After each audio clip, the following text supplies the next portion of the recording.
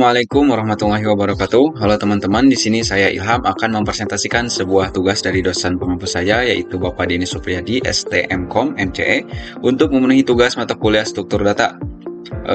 Pada video kali ini kita bakal melakukan klasifikasi ataupun penjelasan model machine learning, atau lebih spesifiknya menggunakan decision tree atau pohon keputusan, yang dimana nantinya kita akan mempresentasikan machine learning yang kita buat tersebut menggunakan data sampel obesitas ataupun berat badan seseorang. Nah, dari data berat badan dan tinggi badan tersebut, kita dapat menentukan apakah seseorang tersebut didiagnosis sebagai orang yang obesitas ataupun tidak. Oke, di sini sudah ada gambar dari decision tree itu sendiri. Di sini masih gambar kasarnya aja, yang dimana kurang lebih ya namanya decision tree, berarti bentuknya nggak jauh-jauh beda sama pohon seperti itu, yang dimana di awalnya di sini bakal ada pertanyaan male, apakah dia berjenis kelamin laki-laki.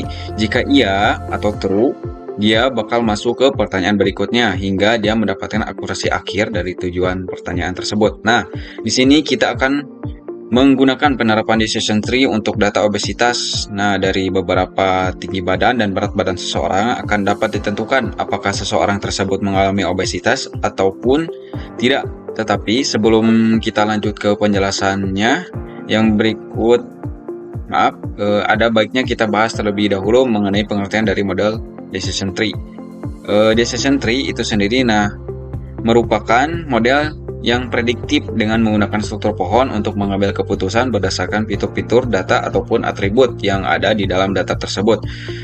Simpul mewakili keputusan berdasarkan suatu fitur, dan cabangnya menggambarkan kemungkinan hasil ataupun keputusan selanjutnya. Nah, jadi jika kalian lihat di sini banyak cabang yang ada di sini menggambarkan hasil ataupun keputusan yang bakal diperoleh dari model decision tree. Masuk untuk gambaran dari data yang akan kita gunakan. Di sini ada 4 atribut, yang dimana ada jenis kelamin, tinggi badan, berat badan, dan label. Nah, label sendiri yang perlu kalian ingat di sini ada 5 nilai unik di dalamnya, di mana 0 mempresentasikan extremely weak atau nilai yang sangat lemah dari tinggi badan, berat badan, serta jenis kelamin seseorang. Nah, di sini extremely weak mempresentasikan mungkin seseorang tersebut tidak didiagnosa sebagai seorang yang obesitas ataupun memiliki berat badan yang rendah ataupun kurus. Nah, sedangkan untuk poin tertinggi yaitu 5 mempresentasikan extreme obesity. Nah, di sini merupakan poin tertinggi dari tingkat obesitas. Biasanya untuk poin 5 di sini seseorang tersebut memiliki berat badan di atas 130 kg seperti itu. Oke, next dari data ini kita akan menggambarkan seperti ini kotornya buat kita belajar sama-sama lebih dahulu nih, bagaimana sih cara perhitungan ataupun konsep dari algoritma decision tree. Nah, jika kita lihat di sini datanya saya perkecil lagi, kemudian kita masuk ke pertanyaan pertama, apakah jenis kelamin yang dimiliki perempuan. Kemudian dari pertanyaan ini akan muncul pencabangan. Nah, jika dia memiliki true, maka jenis kelamin perempuan akan masuk ke pencabangan true. Sebaliknya, jika dia memiliki false atau laki-laki, maka dia akan masuk ke pencabangan false. Nah, karena di sini kita akan berfokus ke pertanyaan perempuan, jadi poin yang kita masukkan yaitu the true dengan nilai perempuan. Kemudian pertanyaan berikutnya, apakah berat badan seseorang tersebut lebih dari 150 kg? Di sini jawabannya ada 2 false dan true. Nah, untuk nilai true yaitu data perempuan dengan berat badan 100 kg dan memiliki label 4. Sedangkan untuk false sendiri sudah jelas seseorang perempuan yang memiliki berat badan kurang lebih sama dengan 105 kg seperti itu. Nah, dari pertanyaan yang ada di sini dapat simpulkan bahwa yang bernilai true yaitu perempuan dengan berat badan 110 kg dan label 4 ataupun obesity. Sedangkan untuk yang perempuan dengan berat di bawah 100 kg dia termasuk overbreak dan normal. Yang normal di sini perempuan dengan berat badan 60 kg kurang lebih seperti itu gambaran dari konsep decision tree ataupun pohon keputusan. Sekarang kita masuk ke tesnya. Gimana sih kalau misalkan model decision tree sudah kita terapkan ke data yang kita punya? Nah, nanti seperti ini. Nah, di sini kita memiliki kasus terhadap seseorang. Ada gambarnya di sini. Apakah seseorang tersebut dapat kita sebut sebagai obesitas berdasarkan data yang dia miliki? Nah, untuk gambaran datanya seperti ini. Seorang tersebut memiliki jenis kelamin pria, tinggi badannya 175 cm dan berat badannya 141 kg.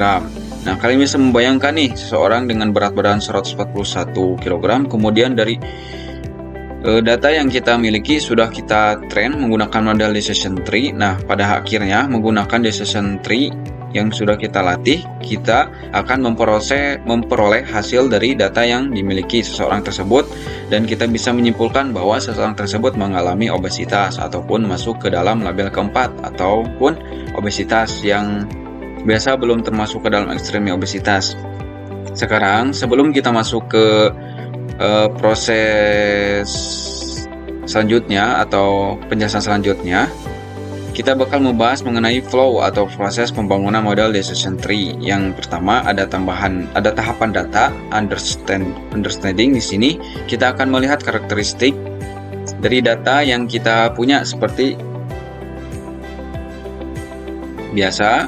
Kemudian kita next bakal melakukan pembersihan data terlebih dahulu atau biasa disebut dengan cleaning data. Kemudian yang ketiga ada namanya ADA atau eksplorasi data analis. Kita akan melihat visualisasi dari data yang kita punya. Kemudian yang keempat ada data preparation. Sebelum kita masuk ke tahapan training data menggunakan decision tree, kita akan melakukan preparasi atau split data terlebih dahulu untuk membagi data terlatih dan data uji. Kemudian berikutnya ada yang namanya modeling dan evaluasi.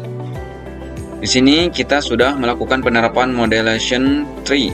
Di sini kemudian yang terakhir kita akan melakukan testing terhadap sampel data baru, apakah dia dapat kita katakan sebagai seorang obesitas ataupun tidak, kurang lebih seperti itu.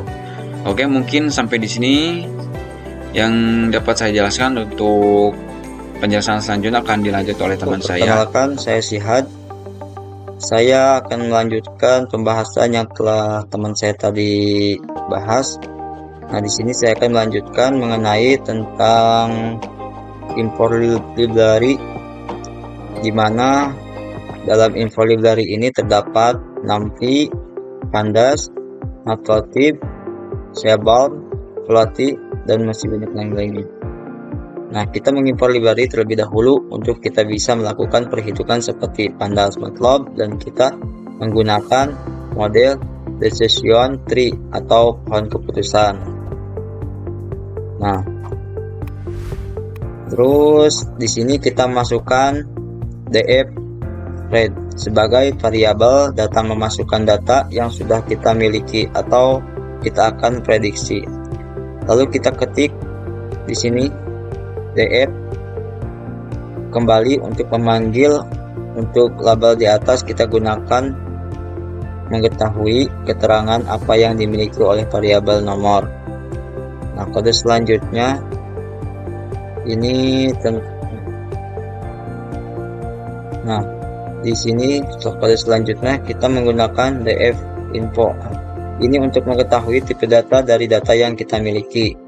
Nah, terus untuk kode selanjutnya kita menggunakan df shape. Ini untuk mengetahui jumlah baris data yang kita punya, juga mengetahui jumlah atribut dalam data tersebut. Nah, terus kode selanjutnya kita menggunakan df label value const. Nah, dalam proses understanding data, untuk melihat nilai di dalam atribut label, kita ketikkan codingan seperti di atas ini. Nah, untuk tahap kedua kita menggunakan df is null. Nah, dalam proses cleaning data ini kita akan menghilangkan data yang memiliki nilai duplikat atau data yang memiliki nilai kosong. Ini untuk menghitung jumlah data yang memiliki nilai yang kosong. Terus pada kode selanjutnya ini untuk kita gunakan menghitung jumlah data yang memiliki nilai duplikat. Data yang memiliki nilai duplikat akan mengganggu performa dari machine learning yang akan kita bangun. Nah, terus kode selanjutnya kita gunakan untuk menghilangkan data yang memiliki nilai duplikat tersebut. menggunakan df drop duplicates. Nah, lalu kode selanjutnya ini menggunakan df shape. Ketika data sudah dihilangkan, maka kita akan melihat perubahan dari data awal dan data yang sekarang. Nah, untuk tahapan ketiga itu menggunakan exploratory data analysis EAD. Nah, kode di atas ini untuk melihat visualisasi distribusi tinggi badan dari data yang sudah kita miliki dan kita gunakan library PLT atau Matplotlib pilot. Nah, jadi kesimpulannya dari data tersebut artinya distribusi tinggi badannya berada di range sekitar 180 sampai 190 cm. Di sini tinggi badan yang memiliki distribusi tinggi berada pada sekitaran 185 cm. Nah, terus kode selanjutnya. Nah, untuk melihat visualisasi jenis kelamin dari data yang sudah kita miliki, kita gunakan kode di atas dengan library VX atau Floaty. Nah, express dan berdasarkan data yang di atas dapat kita simpulkan dari visualisasi data di atas bahwa perempuan dan laki-laki memiliki berat badan dan rata-rata obesitas. Nah, untuk tahapan keempat itu kita lanjutkan preparation data. Nah, karena dalam suatu data di atas ada yang memiliki tipe data berbeda dan mesin hanya memahami angka, maka kita akan ubah dengan library scalar preprocessing dan membuat variabel baru. Nah, setelah melakukan encoder, maka tipe data yang berbeda akan berubah angka 0. Artinya itu laki-laki, sedangkan angka 1 artinya perempuan.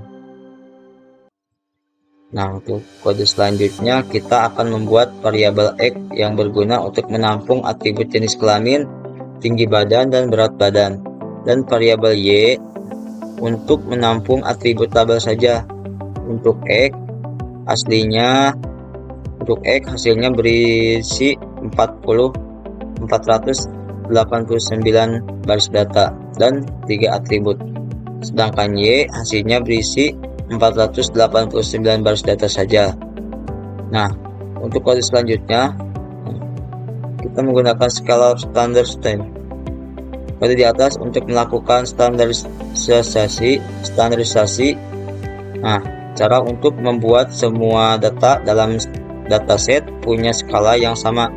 Jadi kita mengubah data supaya rata-rata jadi 0 dan penyebarannya standar deviasi jadi 1. Terus di sini kita melakukan splitting data test dan data train. Kita juga membuat 4 variabel yang memiliki nilai split, data train dan data test. Juga test size nya 20%, untuk data testnya 80%. Nah, untuk data try-nya di sini untuk tahap preparation datanya sudah selesai. Nah, untuk tahapan kelima di sini F1 score berada di nilai 0,0.91 atau bisa disebut juga 91%. Di label kelima dan nilai preparation-nya 87% dan nilai rekalnya terendah berada di label 0 dan 1. Label 5 mendapatkan nilai F1 terbesar karena data yang cukup dominan berada di label ini dan memiliki nilai akurasi model decision range-nya cukup tinggi. Setelah proses modeling ini selesai, kita bisa lanjutkan ke proses testing. Nah, untuk tahapan ke-6 kita bisa coba dibuat dengan input data yang baru, apakah bisa bekerja dengan baik atau belum. Setelah beberapa proses di atas, nah, kita akan melakukan percobaan pada data-data tersebut, apakah jalan atau tidak. tapi ini udah ada percobaan untuk memasukkan data diri Anda. Ketika tinggi badan 165 cm dan berat badan 65 kg, lalu jenis kelaminnya laki-laki, maka hasil prediksi model 2. Nah, dan selanjutnya, ini adalah contoh-contoh output yang sudah kami buat. Mungkin cukup sekian dari saya untuk pembahasannya. Terima kasih. Wassalamualaikum warahmatullahi wabarakatuh. Waalaikumsalam warahmatullahi wabarakatuh.